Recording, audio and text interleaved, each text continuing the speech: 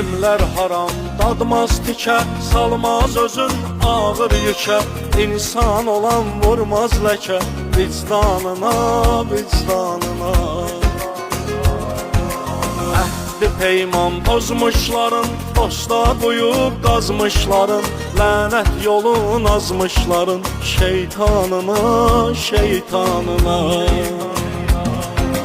Qafil oyan imana gəl, imandır hər şeydən gözəl. Məhkumdur insan bir əcəl, fərmanına, fərmanına.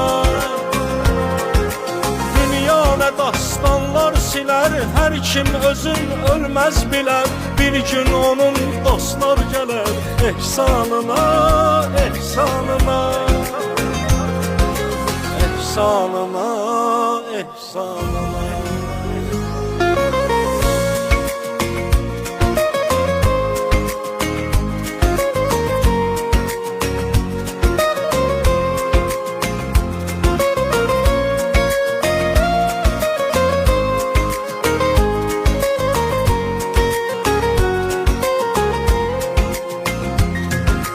Kim bir həya, kim bir vəfa, başdan başa çövrü cəfa.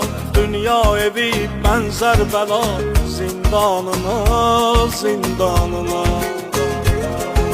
Şeytan giyər mömin donum, məhv eyləyər insan sonum. Düz ömr elə dönmə onun qurbanına, qurbanına. Haqdan gələn fərman ölüm, son çarə, son dərman ölüm.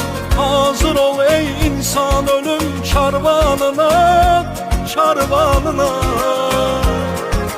Dünya nə dastanlar silər, hər kim özün ölməz bilər. Bir gün onun dostlar gələr, ehsanına, ehsanına. Ehsanına, ehsanına.